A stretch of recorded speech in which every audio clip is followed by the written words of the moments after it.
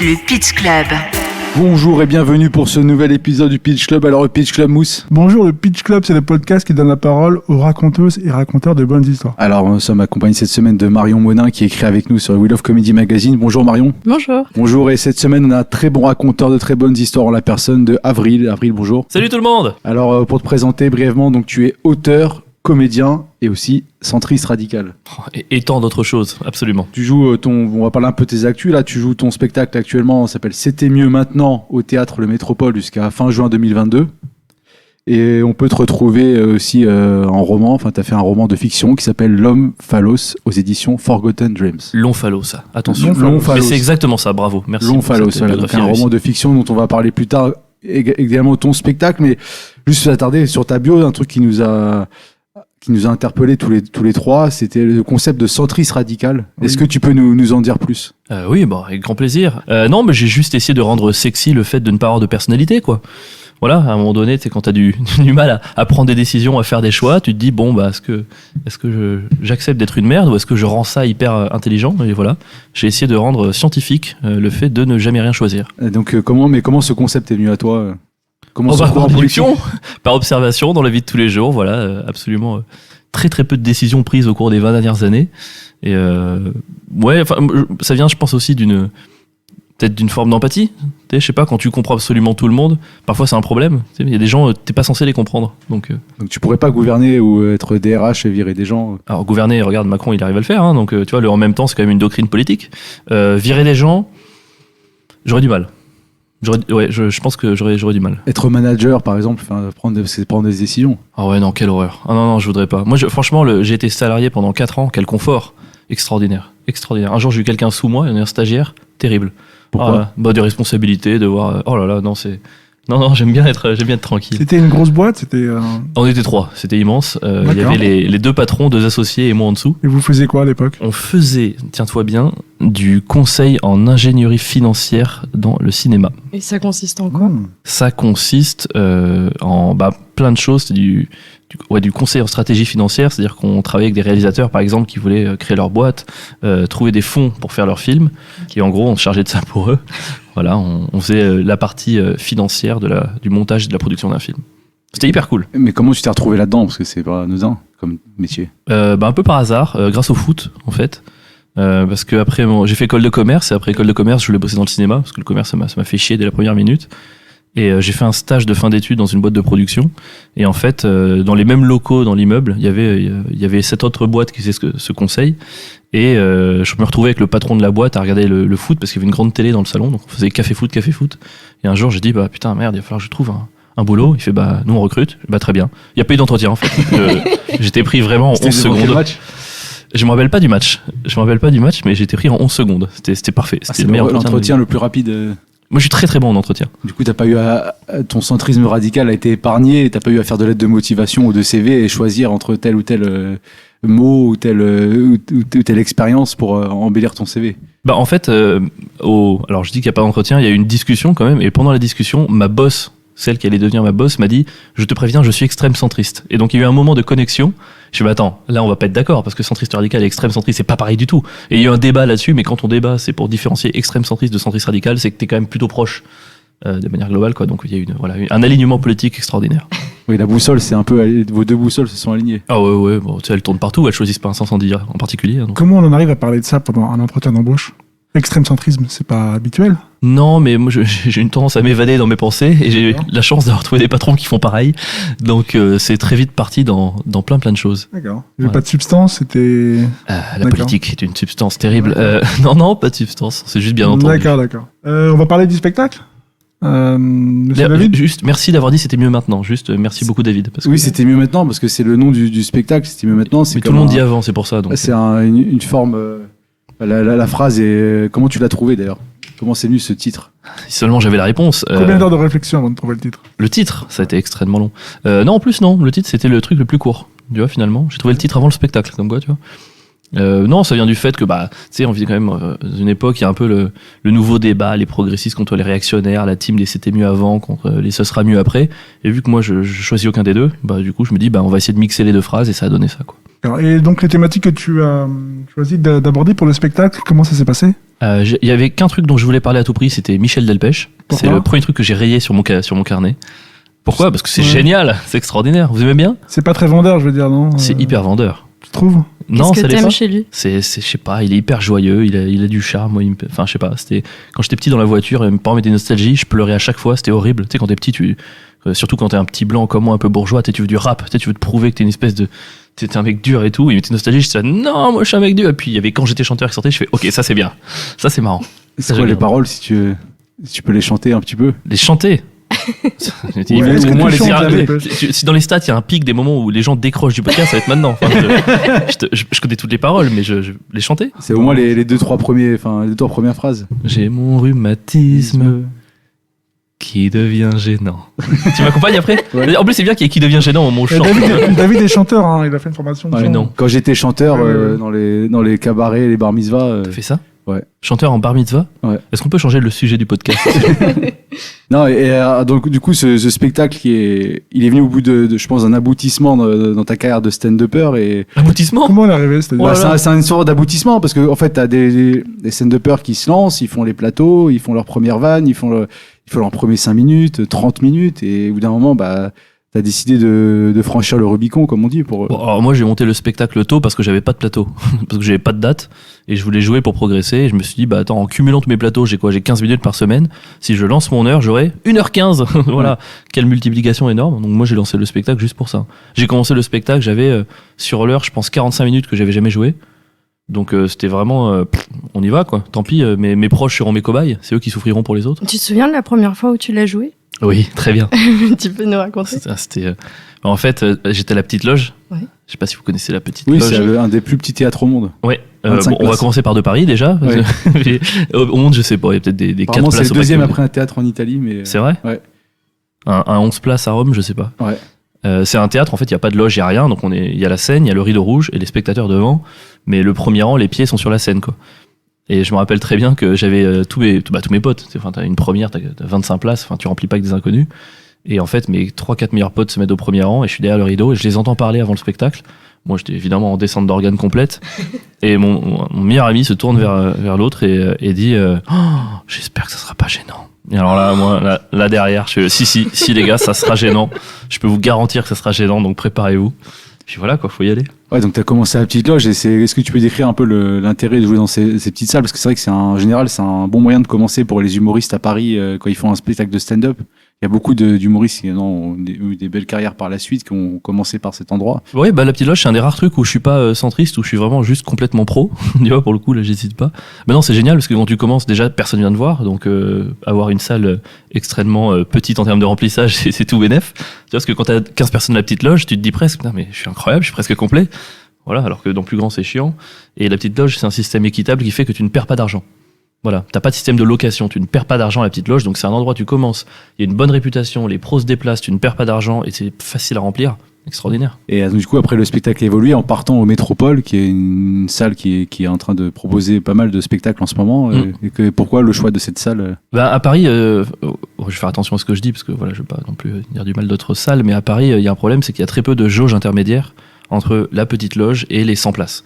Les 100 places, il y a le Métropole, il y a plus ou moins le Marais, le Point Virgule, voilà, j'en ai pas cité, mais il y en a plein d'autres. Et entre les deux, il n'y a pas beaucoup de salles. Et le peu de salles qui existent, que j'ai un petit peu approché, soit il y avait par exemple un coût de location qui était élevé, soit c'était un endroit qui me plaisait moins, soit c'est une programmation qui me plaisait moins. Donc du coup, j'ai pas eu trop de choix non plus dans le passage du 25 au 100, mais parmi les 100, j'aimais beaucoup le Métropole.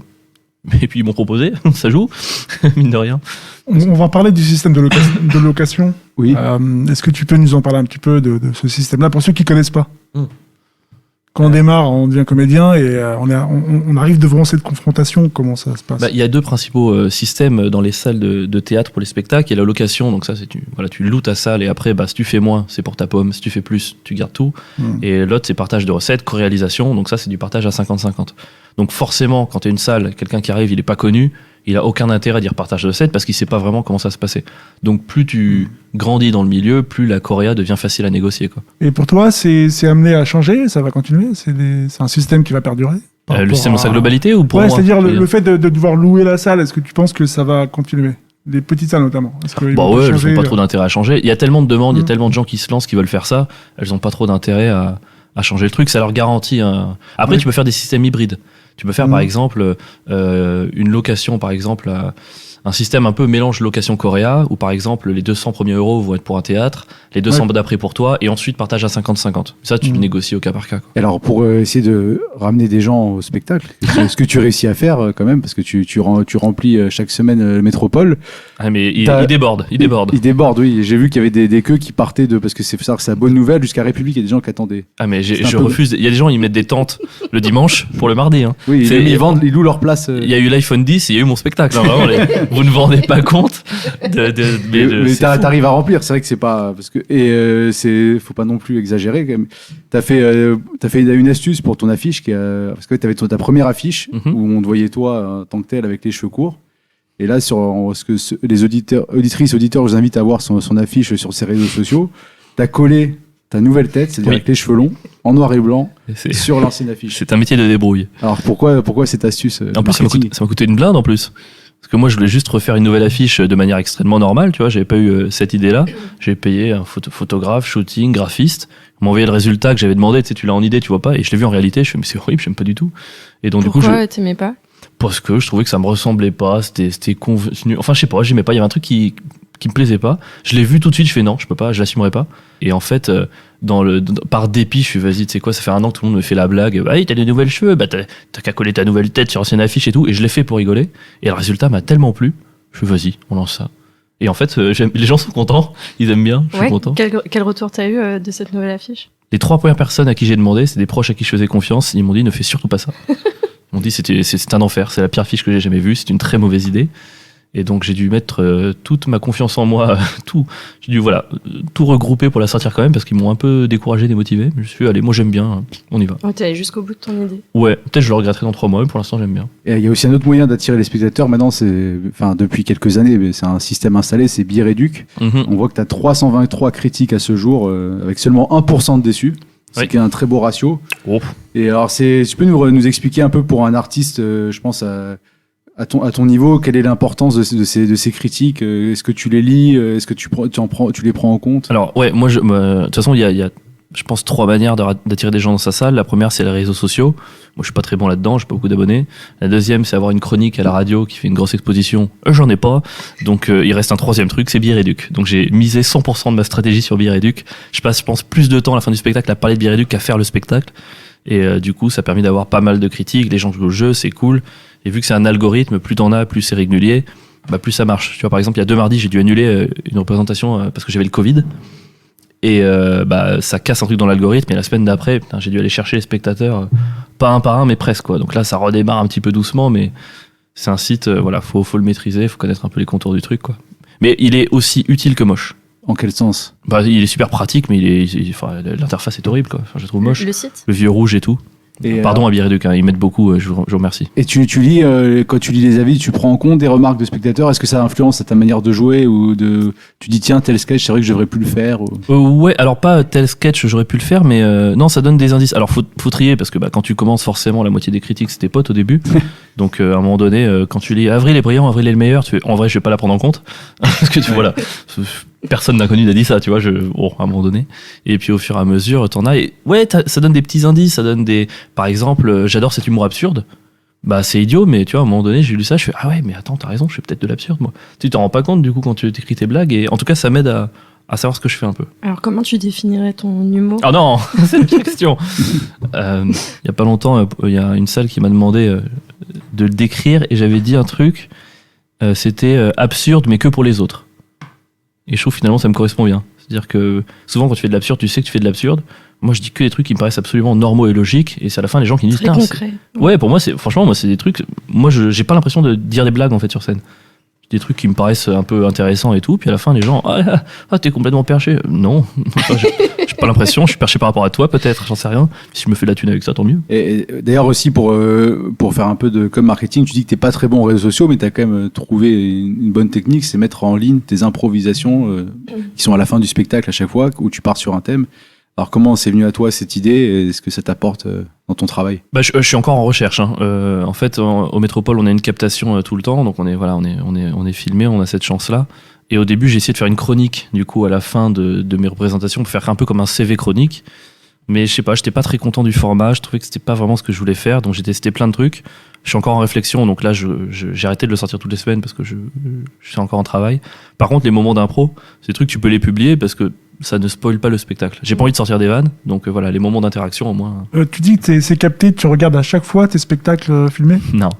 Bah déjà, si c'est un mauvais spectacle, si je trouve que j'ai été nul, mais c'est impossible de regarder la moindre seconde, ce qui est un problème. Je pense que c'est un truc à régler. Je pense que je suis censé regarder tout le temps, me faire mal pour m'améliorer. Moi, c'est vraiment, il y a des fois, c'est impossible. T'arrives pas à être témoin, en fait. Tu peux pas. Je sais que j'étais nul. Tu vois, je le sais tellement, c'est tellement ancré en moi. Je dis non. Si je regarde ça, j'arrête le métier. Donc, faut pas me faire du mal non plus. Mais quand je suis bon, je regarde pas non plus. Je me rappelle en sortie de scène des moments intéressants. Je les note et je regarde que derrière parce que voilà, sinon. Est-ce que certaines improvisations peuvent t'amener à créer avec un bout du spectacle? Ouais. Oui. Ben, quand je fais des impros très réussies, je les publie, et quand elles sont très réussies, je les intègre. Voilà. Je me dis, bah, tant qu'à faire, attends, c'est une bonne vanne qui sort. En plus, en impro, c'est que c'est vraiment moi, tu vois. Pour le coup, tu sors du truc d'écriture, t'es dans ton clown, t'es dans ton perso, tu sors en impro, tu sais que ça va être bon, quoi. Et ça reste toujours dans le fil conducteur de ton spectacle, hein, qui parle du temps qui passe, du passé, de la nostalgie, ou alors t'arrives des fois à faire des dérivations. Eh ben, écoute, c'est un vrai sujet, le fil rouge, parce que j'ai commencé, j'en voulais pas. J'en avais pas mis, parce que j'aime bien les spectacles. J'en ai un peu marre des spectacles où je parlais de ça tout du long avec des rappels, triple tiroir, ça me cassait les pieds. Donc je voulais pas de fil rouge. Et en fait, je pense que c'est un truc que tu peux permettre de faire quand t'es connu, quand t'as déjà ton public. Mais là, vu que des inconnus venaient, et du coup, ils étaient là, ils avaient besoin quand même d'être guidés. À la fin, ils me le réclamaient. C'était là, on comprend pas trop où vous voulez en venir. Moi, j'étais là, c'est le but. Ils étaient là, bah, on s'en fout. Bon, bah, très bien. Donc je les ai écoutés, j'ai rajouté un fil rouge. Mais au bout de 30 dates, je me suis dit, non, il me saoule, ça me ressemble pas. Donc je suis encore en recherche, en vrai. Je suis encore en recherche de ça. Là, ma dernière idée, c'est d'en mettre 4. Parce que je suis pas arrivé à choisir entre 4 idées. Donc là, ce soir, je vais tester les 4. D'accord. Voilà. Les 4 fils rouges? 4 fils rouges. Ouais, j'ai testé les 4 en même temps. Je dis quitte à ce que ce soit le bordel, autant que ce soit assumé. C'est-à-dire que ton spectacle, il évolue constamment, en gros. Oui. Quoi. Et ça, c'est pas commun. En général, c'est comme quand un artiste fait un album, il récite ses albums, et de temps en temps, il fait une ou deux reprises. Toi, t'improvises beaucoup. Bah, l'école principale, c'est vrai que c'est d'attendre, tu rodes tes 5 minutes, et dès que t'as un agrégat de 5 minutes qui fonctionne, tu l'écoles, tu fais 1 heure, tu la sors, elle est à peu près prête. Moi, je t'ai dit, j'ai commencé avec quasiment que du test. Je pense que là, j'en suis à la 70e du spectacle. Depuis la première, je pense que le texte a changé à 90% presque, pas loin. 90%. Ouais, je pense. Parce que nous, moi, j'ai voir, c'était C'était au début du Métropole. Ouais, au Ouais. début. c'était donc en Ça a moins changé depuis, mais je me en fait, moi, si je me mets pas de limite, machin, je change tout le temps. Toujours, moi, à chaque fois, je suis au début, entre guillemets, de mon parcours scénique, donc je débloque des trucs, je fais putain, c'est génial ça. Mais le truc, c'est que vu qu'il y a des pros qui viennent parfois, ils me programment sur la base de ce qu'ils ont vu, je peux pas me permettre d'arriver et de faire 100% différent. Donc je me force en ce moment à le garder le plus similaire possible pour, histoire d'être un peu pro à ce niveau-là, un peu Et carré. donc, tu te produis en dehors du Métropole tout au long de l'année. Comment ça se passe? C'est des tournées? Ben, j'essaye de, quand on me propose, je vais le jouer ailleurs. Je l'ai joué cette année je l'ai joué à Lyon, à Dijon, à Genève. Je retourne 4 jours à Lyon à l'espace Gerson, là, dans pas longtemps. Pour l'instant, c'est pas encore beaucoup de dates parce que moi, j'invite aucun pro, en fait, à mon spectacle. J'invite ni programmateur, ni producteur, ni journaliste, ni rien. Parce que, pour l'instant, je suis pas encore au niveau que j'aimerais avoir. Et j'ai pas envie de précipiter le truc. J'ai pas envie de ramener les gens et leur présenter un truc qui, pour moi, est pas encore complètement abouti. Moi, je suis au début de mon truc, je progresse de mon côté, j'appellerai tous ces gens quand je serai vraiment sûr de ce que je veux présenter. Alors, s'ils viennent, ils sont les bienvenus. J'interdis pas aux gens de rentrer. Mais je préfère ne pas faire la démarche de les contacter. Donc tu ne devrais pas faire ce festival d'Avignon, par exemple, comme le font certains pour faire leur promo auprès des professionnels. Bah, là, il me reste 12 dates au Métropole, 4 à Lyon. Je commence à verrouiller un peu le truc. Donc, j'espère faire 1 ou 2 dates cette année à Avignon et commencer à le présenter. Je m'approche un peu d'un truc dont je suis content. Mais tu vois, ça a mis bon, il y a eu le Covid, mais ça a mis 2 ans et demi. Et tu dois aller dans la rue tracter comme tout font les confrères. Ça, j'ai envie de le faire. Ouais. Ça, c'est un truc, ça me dit. Je sais pas, un côté. Moi, je suis très l'esprit de compétition, de me dire, vas-y, on va voir, putain, j'ai 2 heures, je dois remplir ma salle. Enfin, c'est parti, quoi. J'ai trop envie de le faire. Sur 1 mois, ça serait chiant, tu vois, t'en as marre, mais sur 2 jours, extraordinaire. Tu es déjà allé au Festival d'Avignon? T'as déjà été voir des spectacles là-bas? Comment t'as trouvé ça? Je pensais que j'allais détester. Ouais. Je pensais que ça allait être vraiment la fête altermondialiste avec des clowns pieds nus qui marchent partout. Je me suis dit, ça va être horrible, j'ai détesté. Et en fait, c'était génial. Vraiment, j'ai passé un super moment. J'ai eu plein de super trucs. Et C'était au tout début de ta transformation en comédien, en gros. C'était à peu près au début. Ouais. Je devais le faire en 2020, Covid. Ouais. Je devais le faire en 2021, mais conséquence du Covid, plus de thunes, donc pas d'Avignon. Ouais. Là, 2022, par rapport au moment où on est mon spectacle, je trouve pas ça pertinent de le jouer sur un mois. Et puis, de toute façon, j'ai toujours pas la thune. Donc, voilà. Donc, Non, je pas de veux regret, dire, quoi. les fois où tu es allé, c'était au moment où tu démarrais dans le métier. À peu près, ouais. Je suis pas Ouais. je suis pas sûr, mais à peu près. Alors on va parler un peu de tes débuts. Est-ce que avant que tu travailles dans le cinéma, est-ce que tu avais fait une formation théâtrale Non. Non. Dans mon école de commerce, on a vu une année cours de théâtre. Mais je l'ai pas fait. Enfin, j'allais en cours et je refusais de. Je me suis engueulé avec la prof parce que j'étais trop timide. C'était impossible pour moi d'être devant la classe. Et après, c'est pendant mon métier dans le conseil, je commence à prendre des cours du soir de one man pour, en vrai, pour me faire des copains. C'était surtout ça le truc à la base, rencontrer du monde et tout.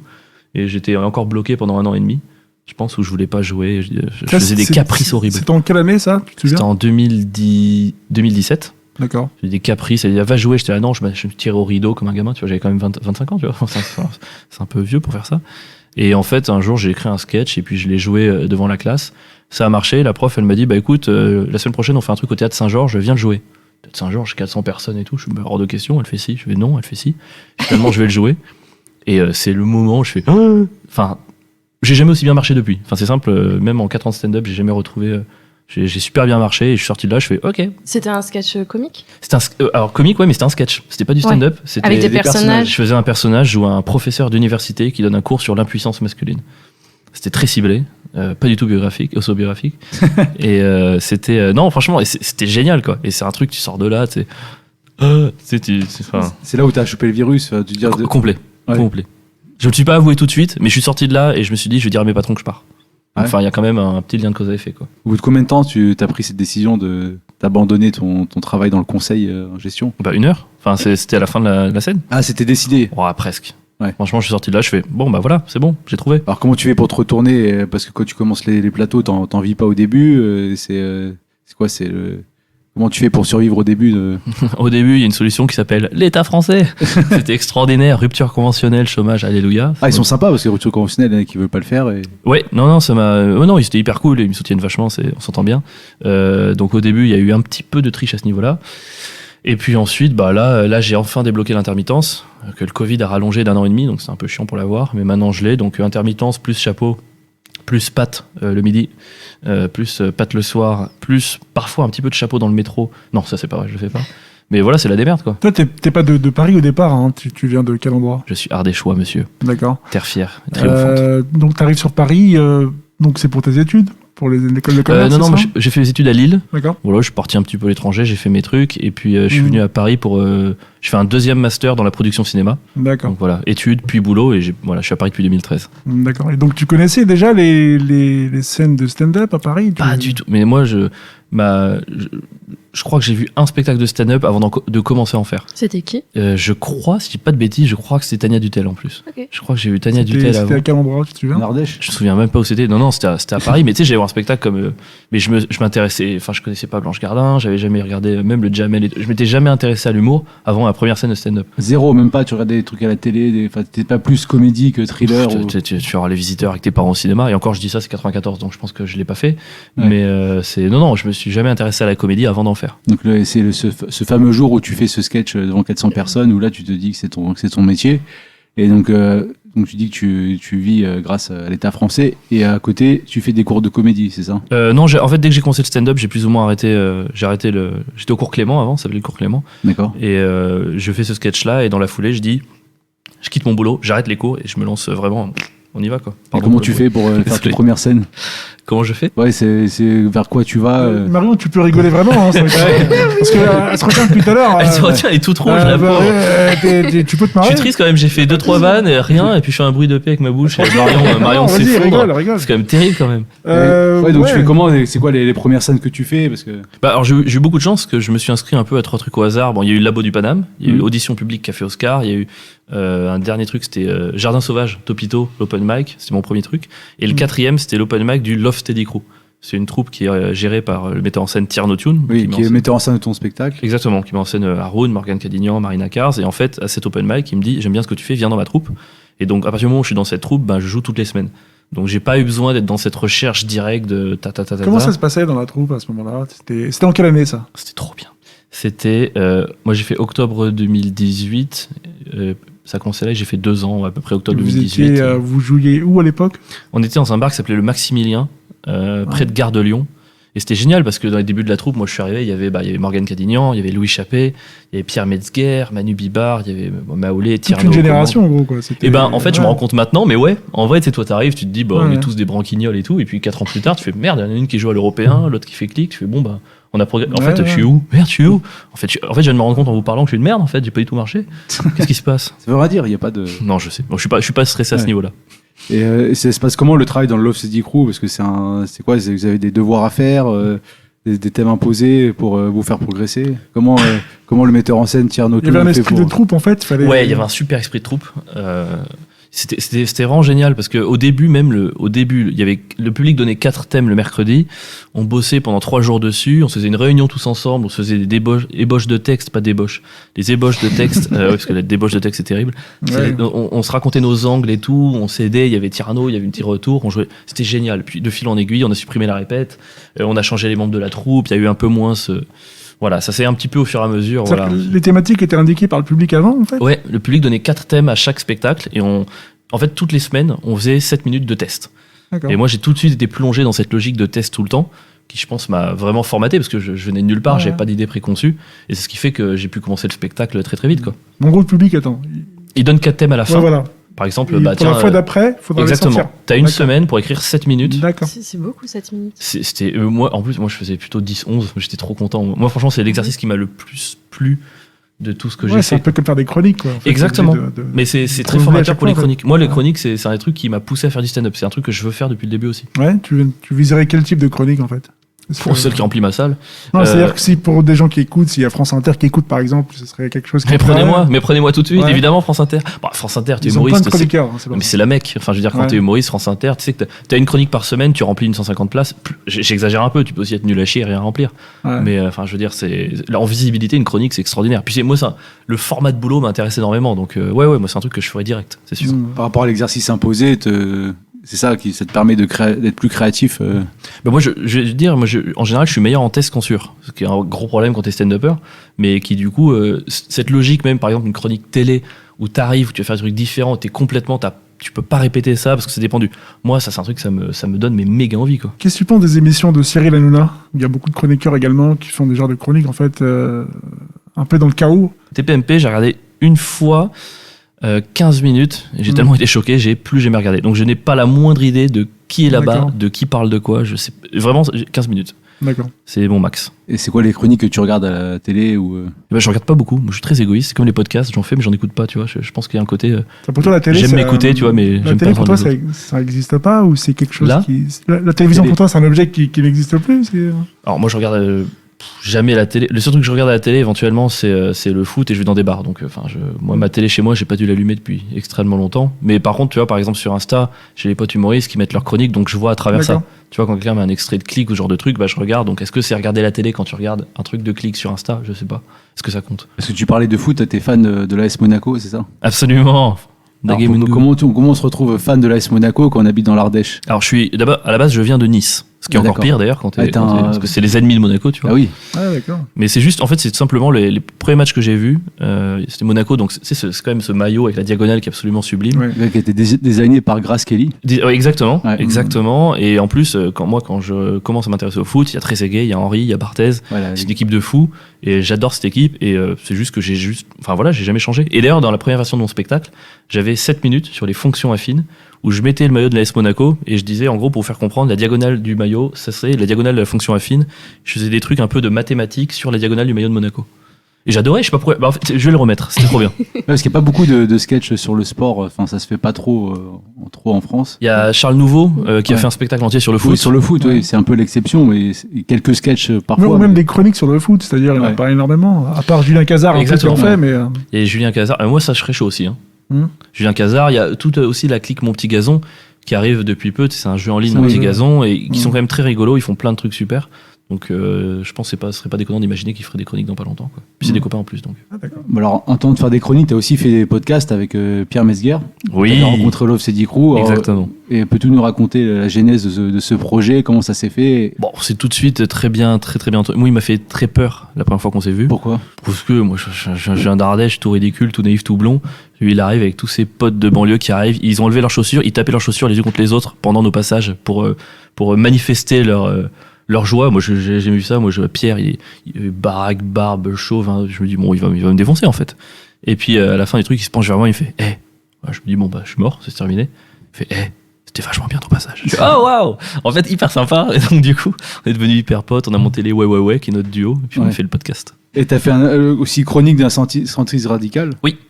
Moi, je suis vraiment dans une logique je suis dans une phase de mon métier où c'est mon laboratoire, où je m'entraîne, c'est-à-dire que même mon spectacle, je considère que c'est mon entraînement, et à côté, je m'entraîne pour plus tard. J'ai l'objectif de faire des chroniques, et je veux pas arriver pas prêt, je veux pas arriver en ne sachant pas comment ça se fait. Donc, par exemple, toutes mes chroniques d'un centriste radical, j'en ai fait 24, entre 3 et 4, 5 minutes. Je les ai fait à la fois pour moi apprendre à le faire, et pour me faire une sorte de CV audio. Tu vois, genre, bah voilà, écoutez ce que je peux faire et tout. Donc, je l'ai fait dans cette logique de...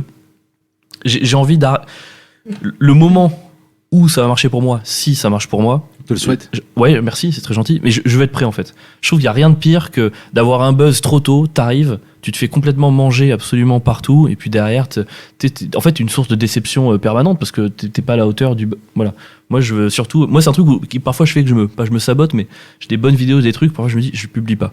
Imagine ça marche, imagine ça marche derrière, je sais rien faire du tout, on va. Et t'arrives à tout synthétiser en quelques minutes comme ça, parce que t'as tendance à partir dans tous les sens. T'arrives à gérer C'est pour ça que c'est un bon exercice pour moi, ça m'apprend Ouais. beaucoup. Ouais, c'est pas toujours facile. En même temps, c'est ta marque de fabrique de partir dans tous les sens. Pour toi, c'est pas quelque chose qui... Oui, non, c'est vrai, ça fait partie ce qu'on Ouais. appelle le clown, du coup, mais maintenant, à voir comment ça se transcrit en chronique. Mais tu vois, déjà, le chronique Ouais. d'un centriste radical, j'ai arrêté la dernière, je pense, il y a 1 an et demi. Je sais que je referai pas du tout la même chose. C'est là, je l'ai recommencé. J'ai changé entre temps, mon style scénique a changé entre temps, elle serait différente, quoi. D'accord. Et on parlait à tard, tu t'évoquais le confinement. Et je voulais savoir, toi, comment tu l'as vécu en tant que stand-upper quand tu vois que tous les plateaux sont fermés.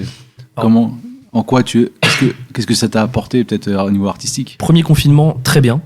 J'ai adoré. C'était quoi ton quotidien? Moi, je suis parti, j'ai la chance d'avoir une maison à la campagne, donc je suis parti avec ma petite sœur. Et j'ai passé 2 mois, j'ai écrit une pièce de théâtre et j'ai transformé mon spectacle en version audio. T'as créé une pièce de théâtre Ouais, j'ai écrit une pièce de théâtre. qu'on va voir un jour? En fait, je l'ai laissé 1 an et demi dans les placards et puis je l'ai repris il y a pas longtemps. Je me suis dit, mais attends, mais c'est vachement bien en fait. Et donc voilà, je la retravaille, je vais essayer de la faire lire. Tu peux nous donner un peu le pitch, si tu peux ou, C'est une sorte de mélange entre stand-up et théâtre. ah, Voilà, d'accord. l'idée c'est de faire découvrir le stand-up à Mhm. ceux qui aiment le théâtre et de faire découvrir le théâtre à ceux qui aiment le stand-up, de jouer un peu sur un mélange des formats. Donc j'ai repris ça et là je l'ai envoyé en lecture D'accord. à 1 ou 2 personnes. Donc j'ai écrit ça, j'ai Un peu comme transformé. un prof, quoi, qui va dire ce que c'est que le stand-up. Non, ce pas que du c'est tout. le théâtre. Non, c'est vraiment. Je veux pas en dire plus, Ouais. mais D'accord. mais non, pas prof. Et puis voilà, j'ai transformé mon spectacle en version audio. Parce que je me suis dit, bah, vu que les salles sont fermées, l'audio, c'est une manière. Enfin, les gens pourront écouter ça. Alors maintenant, je peux le sortir, puisque mon spectacle a changé complètement. Donc, Ouais. après, déconfinement horrible. Horrible déconfinement. Pourquoi? Parce que, en fait, déjà, il y a eu 2 mois où. En fait, la vie reprend, mais pas pour moi. Parce que moi, je jouais. Tu sais, les bars dans lesquels il y avait les plateaux, c'était fermé, donc il n'y avait plus de plateaux. Donc les seuls endroits où tu pouvais jouer, c'était en comedy club, dont par exemple le Paname, et moi j'avais pas de date au Paname à l'époque. Donc en fait, après 2 mois où tu t'arrêtes, tu reviens à Paris, tous tes potes jouent, toi tu joues nulle part, donc c'est des journées extrêmement longues où je passais des heures et des heures dans le coin pour espérer avoir un minuit 30 où je bidémarrage, j'entrais en vélo à 2 heures, enfin c'était hyper déprimant. Donc confinement trop cool, déconfinement terrible. Et alors par contre la deuxième vague, c'était... Après le premier déconfinement, voilà, mentalement, j'ai fait un petit travail pour revenir un peu bien. J'ai repris mon spectacle en octobre. Je me sentais enfin bien. Tout referme. Donc novembre, affreux. Décembre, déplorable. Janvier, vraiment fond du trou. Et du coup, en janvier, je me suis dit, il faut que je me casse parce que je vais pas faire une connerie, mais enfin, je vais me faire chier, quoi. Et donc, du coup, je suis parti au Maroc. Où ça? J'étais à Tarasout, c'est près d'Agadir. Parce que j'ai tapé pays sans Covid sur Google. Tu sais, je voulais un endroit où il y avait des restaurants, où il y avait du soleil et tout. Mais vraiment par hasard, t'as été là-bas. En fait, il y a un humoriste qui s'appelle Sylvain Fergo qui m'avait déjà parlé de l'endroit. Parce D'accord. que lui, il va faire du surf là-bas. Il me dit c'est ouvert et tout, faut y aller. Il y a Franjo aussi qui va là-bas, j'avais vu. Ah ouais, bon, c'est possible, il ressemble à un surfeur, ça m'étonne pas du tout. Et du coup, j'y vais en me disant, je ne rentrerai en France que quand les salles ouvriront. Et donc en fait, de fil en aiguille, j'ai fait 3 mois au Maroc et 1 mois et demi au Sénégal. C'était bien là. Ouais, c'est là que j'ai écrit mon roman du coup. Oui, bah justement, on allait venir. Donc, et comment tu t'es décidé à écrire un roman? C'est un truc que tu avais une idée en tête ou c'est un matin tu t'es levé, tu t'es dit bah tiens, autant mettre mon temps à profit. J'avais écrit une 30aine de pages au premier confinement, puis j'ai trouvé ça nul, donc j'avais jeté le truc. Et en fait, en atterrissant au Maroc, j'ai trouvé l'angle, qui me permettait de transformer le truc de nul à moins nul. Donc du coup, j'ai repris ça et je me suis dit, bah allez, toi qui n'as pas de capacité de concentration, fais-toi un exercice, tu te forces. Et je me suis fixé 8h midi tous les jours. Voilà, essaye de tenir ça, même s'il y a 4 heures où t'écris rien. Et donc j'ai fait 8h midi pendant les 4 mois et ça a donné le bouquin. D'accord. Et comment t'as fait pour trouver un éditeur, tout ça? C'est des gens qui t'avaient démarché à la base ou c'est toi qui a fait le tour Eh bah non, c'est assez rigolo. J'ai eu de la chance parce que je me suis fait un copain pendant mon parcours dans le cinéma. Je m'étais fait un bon copain c'est quelqu'un, j'avais assez confiance en son avis artistique. Donc je l'ai envoyé à ce copain-là pour qu'il me dise ce qu'il en pense. Et il me dit, ah, ça c'est bien et tout. Il me fait des retours. Enfin, hyper présent, hyper cool. Je retravaille le roman, je rentre en France, je le relis, je me dis c'est nul à chier, je le mets dans le tiroir. Et au bout d'1 mois et demi, je le ressors, je me dis mais non, mais arrête de dire ça, c'est pas nul à chier. Et je me dis bah demain, je l'envoie à 10 éditeurs. Et le lendemain matin, avant que je l'envoie, mon pote me rappelle et il me dit écoute, moi aussi j'ai pris une grosse décision de vie, je monte ma boîte d'édition. Donc ce pote-là qui je l'avais envoyé monte sa société d'édition, il me dit est-ce que tu veux le faire avec moi? Je sais pas, allez. Donc je l'ai envoyé à aucun éditeur du coup. J'avais pas envie de... l'aventure avec un copain, c'est bien plus cool que... T'as un contrat d'exclusivité avec ton pote? Ouais, on a un contrat oral de boire des pintes, mais c'est... Le titre, il vient d'où, en fait? Comment tu l'as trouvé? L'Omphalos, c'est quoi? L'Omphalos, alors c'est un nom qui a plusieurs significations, mais ça vient de la mythologie grecque, à la base. Ça représente tout ce qui est central, c'est le noyau, le nombril, il y a il y a un rapport avec le nombril, je ne vais pas non plus aller trop loin là-dedans, mais D'accord. cette notion de centre. Et vu que c'est une période où j'étais quand même très désaxé, j'aimais bien cette idée de parler de centre, de symétrie, de décalage, quoi. Toujours dans le centrisme, en fait. On est dans... Ouais, mais grave. Ouais. Et bah, justement, le décentrisme, du coup. S'éloigner du D'accord. centre, exactement. J'ai un truc, je suis très mathématicien. Enfin, j'ai un côté, beaucoup de toc. Les trucs doivent être un peu droits. Et donc, du coup, le centre, ça m'intéresse. Et tu te vois écrire un scénario après par rapport à... Oh oui, j'en ai ouais. déjà écrit. Ouais. Je les ai juste envoyés à personne. Mais ouais, moi dans ma situation idéale dans Tu 10 vas ans. au cinéma, je veux dire, est-ce que tu te vois acteur? Acteur, non. Après, tu vois, les 3, 4, 5 ans avant que je fasse du stand-up, tous mes potes me disaient putain, tu devrais trop faire ça, tu devrais trop faire la scène. Et moi, j'étais là, mais pas du tout. Et en vrai, je le fais et je me rends compte qu'en fait, je me l'avouais pas, mais j'ai envie de le faire. Et peut-être ça va faire pareil avec comédien. Là, si tu me demandes, non, j'ai pas envie, ça me fait D'accord. peur, ça me terrorise. Tourner, je vais être nul et tout. Mais peut-être que si demain je le fais, je me dirais, mais oui, bien sûr, c'est évident. Ouais, j'ai une question sur le stand-up. Donc toi, tu te vois comme un stand-upper ou bien comme un comédien qui fait du one-man? Je commence à peine à me dire stand-upper, mais j'ai au moins 30 représentations du spectacle où j'hésitais entre stand-up et one-man show. Où je savais pas, les codes me plaisaient, mais en même temps, est-ce que je l'aime bien en tant que spectateur ou en tant que stand-up. J'ai mis vraiment beaucoup trop longtemps à trancher là-dedans. Et aujourd'hui, je joue tous les jours au Paname, je fais mon spectacle au micro, c'est moi qui parle, il n'y a pas de quatrième mur, donc ouais, stand-up. Faut juste dire que là, on enregistre sur la scène du Paname. Ouais. Le Paname est un comedy club à Paris. Oui. Qu'est-ce que ces murs, t'es venu ici plusieurs fois, qu'est-ce que tu ressens quand tu vois cette salle? C'est quoi les souvenirs que t'as de cet endroit-là, en fait? Au début, beaucoup de bides. Moi, les premières fois où j'ai joué ici, c'était au premier déconfinement. Donc c'était une période qui était nulle. Vu que la période était nulle, j'étais nul. Vu que j'étais nul, la période était nulle. C'est un cercle vicieux terrible. Donc au début, le Paname, c'était que des mauvais souvenirs. Et là, à force de travail, maintenant, dès que je sais que j'ai une date, je suis trop content. Je viens, je joue, je fly. Enfin là, moi, c'est un plaisir de jouer ici. La salle du bas, c'est vraiment. Elle a quelque chose de particulier, c'est-à-dire qu'est-ce qu'il a fait qui avait différente que d'autres pour toi? Bah déjà, il y a du monde à gauche, au centre et à droite. Donc il y a une symétrie toujours. Non, mais j'aime bien me tourner quand je joue. Là, t'es au centre, vraiment. Non, mais la plupart des Ouais. salles, elles sont vraiment, tu regardes devant. Là, tu te tournes. Déjà, j'aime bien ça. Et puis, c'est très resserré. T'entends vachement les rires. Puis la lumière, c'est pas une condition théâtre. T'es vraiment éclairé. Enfin, t'es là, quoi. Enfin, tu peux pas te cacher. Tu peux pas faire le clown, faire l'acteur et tout. Là, c'est vraiment, c'était pas drôle. Enfin, t'as pas de rire. Tu t'en vas, quoi. Ouais. Et j'aime bien. C'est un bon défi. Et tout à l'heure, tu disais que tu tu regardais zéro spectacle d'humour avant de faire du stand-up, et du coup maintenant, est-ce que ça a évolué? Je regarde tout. Maintenant, je voilà. regarde tout. Alors, c'est quoi les derniers spectacles qui pour t'ont voler marqué? des vannes, forcément, on est obligé. Je suis obligé Pourtant, de. t'as pas la télévision, comment tu fais? Je suis obligé de les prendre quelque Pour part. regarder tout. Non, déjà, je vais voir tous les spectacles. Ouais. Déjà, je vais voir beaucoup de choses à Paris. Dès qu'un truc sort, je vais le voir. J'aime beaucoup revoir les humoristes à un an d'écart aussi, pour voir comment ils évoluent. Est-ce que ça me parle? Est-ce que ça me parle pas? Et après, sinon, je suis pas un gros bouffeur de specials sur Netflix, ce genre de Ouais. trucs. Après, par contre, les classiques, vraiment les Siké, les Beurre, les trucs comme ça, je pense que je les ai vus 20-30 fois facile chacun. Louis C.K. et Bill Burr, donc c'était des Wow. exemples. Alors, C'est quoi? C'est de l'analyse? C'est-à-dire, tu viens, tu regardes, tu décortiques, tu découpes, tu. Bah, en fait, c'est les seuls qui me sortent de ça. C'est-à-dire que maintenant, je suis tellement dans cette espèce d'analyse que j'arrive plus à être spectateur des spectacles. Quand je vais voir un truc à Paris, ou je suis toujours dans le putain, il aurait dû faire ça, j'aurais pas écrit pareil, et je n'arrive plus à profiter. Et eux, je les regarde tout le temps parce que c'est les derniers qui sont tellement forts que je peux même plus être. Enfin, tu vois, ça me fait toujours rire. Il y a pas leur envoyer un petit mail après, ouais, telle phrase à Louis C.K. ou à Bill Burr, tel sketch, moi j'aurais fait ça, non. Je peux pas, c'est tellement. Non, mais tu vois, c'est con, mais il y a 2 specials. Louis C.K. il a fait un truc, il parle des petits magasins de souvenirs dans les petites villes de province. Et puis il ouvre la porte, et pour faire un peu le bruit, il fait juste un truc genre cling-a-ling-ling. Tu sais, juste ce bruit. Mais tu vois, c'est con, c'est rien. Mais je crois que je l'ai en tête depuis 2 ans, ce bruit. C'est un truc, je me dis, mais c'est trop du génie, quoi. Juste en un bruit. Tu vois, cling-a-ling-ling. J'ai toute l'image, c'est trop fort. Ils sont trop bons. Et juste savoir aussi, c'est quoi tes projets? Moi, je suis pas, d'un point de vue stand-up, en tout cas, je suis pas du tout pressé. Je suis pas pressé, c'est pas non plus comme si j'avais le choix, je vais pas claquer les doigts et ça marche demain, tu vois, mais je préfère bosser 10 ans dans mon coin et rester 30 ans que forcer pour percer dans 2 ans et rester, enfin, je préfère prendre le temps de préparer mon truc. Moi, tant que je gagne ma vie, tant que je suis pas à la rue, que je peux bosser mon spectacle, que je peux améliorer mes vannes, voilà, je suis très content d'être entre guillemets pas connu. C'est Haroun, il nous en parlait, il nous disait profiter d'être pas connu, c'est le moment où tu bosses le mieux. Et c'est vrai, c'est complètement ça. Lui, il arrive quelque part, les gens ils attendent quelque chose de lui. Moi, c'est ma chance, personne n'attend rien de moi, tu vois. Donc je peux arriver, faire des trucs de con, bider pendant 10 minutes, les gens ils s'en foutent, quoi. Donc je vais profiter de ça. Ouais, Ah, donc tu peux manger des pâtes avec l'argent du stand-up. Mais grave, moi j'adore ce que je fais, franchement, c'est pas un sacrifice de manger des pâtes.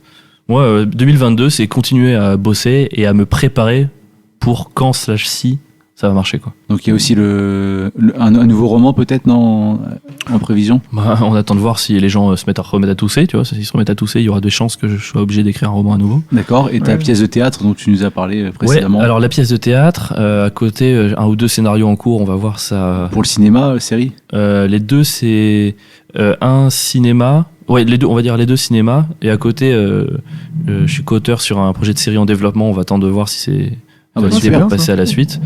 Et après, j'aimerais bien produire aussi. Pour mettre à profit ton expérience dans le milieu. Ouais, bah en fait, je me suis rendu compte, mine de rien, que j'ai appris des trucs. Tu vois, on avait monté notre boîte avec Pierre pour produire des humoristes. Ah oui, ce serait du un mois avant le spectacle. Covid.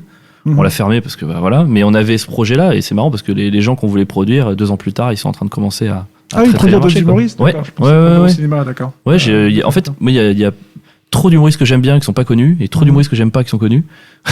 Et donc, du coup, j'ai envie d'inverser ce ratio. Pour donner un coup de main, c'est-à-dire être Ouais. voilà, un support, un parrain pour. Ouais, aider. Bah, il y a des gens, ils sont brillants, mais ils savent pas se vendre, ou ils savent pas Ouais. en stratégie et tout. Donc, les guider pour. Ça, c'est l'esprit troupe que tu avais à l'époque du Love. C'était l'écrou un peu, c'était ça, un peu de reprendre un peu ça. Ouais, non, pas forcément. Tu vois, par exemple, je ferais pas ça avec des copains dont j'aime pas ce qu'ils font sur scène.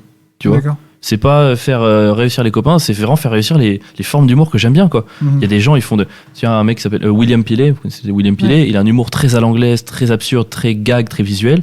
Personne fait ça en France. J'ai envie de voir ça au plus haut, quoi. J'ai envie que les gens puissent le voir facilement. D'accord. Alors juste avant de se quitter, Déjà, Marion, oh non. Marion va mettre à rude épreuve ton esprit foisonnant avec un petit questionnaire qu'elle t'a préparé. Alors, c'est un petit jeu, c'est une association d'idées. Donc, je te dis un mot et tu me dis la Tout de première suite. chose qui te passe par la tête. C'est forcément un mot, ça peut être une phrase. Ça peut être une phrase, ça Ce que peut tu être. veux, mais sans réfléchir. C'est bon. Très bien. Coquelicot, ça a pas commencé, pardon. Et c'est moi qui dois dire le mot. Ok.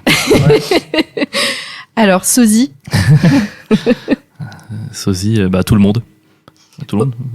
Ah, faut pas que je précise pourquoi. Ok. Ah très bah bien. si, vas-y. Mais non, Vas-y, parce que vas-y. je ressemble à tout le monde. Enfin, à chaque fois que je croise quelqu'un, je ressemble à son frère, son cousin, sa tante, son chien, son tout. Pour les gens, je suis le sosie de tout leur entourage. Voilà. Donc, j'ai la tête la moins originale du monde. Homonyme. Alexandre Avril-Maire. Moi, mon prénom, c'est Alexandre Avril. Et il y a un autre Alexandre Avril qui est maire de Salbris. Tu sens le mec qui a les dents qui rayent le parquet, il a fait HEC, ENA. Tu sens le mec qui repasse par la petite case pour devenir président. Et j'ai créé une compétition fictive à distance. Qui sera le Alexandre Avril qui percera en premier? Ça m'amuse beaucoup. Il répond jamais à mes messages. Mais, il est maire d'une ville. il est maire d'une ville, ouais. Ah D'accord. non, mais il est très sérieux. Il fait des vidéos, il va chez le boucher, c'est extraordinaire. Mais c'est que t'existes, Ah, toi. d'accord. Bon, pour l'instant, moi je me suis pas abonné parce que je veux pas qu'il me bloque, parce que je veux avoir accès à ses publications. 3 jours, il a publié, il fait cuire une côte de bœuf au barbecue et c'est son compte officiel. C'est Ah oui, tu l'avais extraordinaire. posté en C'est story. c'est génial. Donc je veux continuer cette rivalité le plus longtemps possible. D'accord. Ratatouille, Meilleur plat du monde. Mais je vais pas en dire plus pour voilà, comme ça je laisse tranquille les gens qui viennent voir le spectacle. rire, Les chansons, non. Là j'avais pas d'idée, donc je vais juste compléter pour faire un truc qui existe. lactose, Intolérant. Voilà. Quelle horreur. Ardèche, Marvelous Spice, crème de marron, picodon, caillette. Tout ce dont vous avez besoin se trouve en Ardèche. Sauf Jim- les comedy clubs. Jim Carrey, T'as dit 2 mots là, mais ok. Le meilleur de tous les temps. Jim Carrey, référence absolue. D'accord. T'as vu son documentaire Jimmy Andy, Ouais. c'est voilà. Tu vois, pour que moi j'ai pas de mots. Ouais. On va juste faire une parenthèse sur le jeu. Le film Man on the Moon, tu l'as vu? Oui.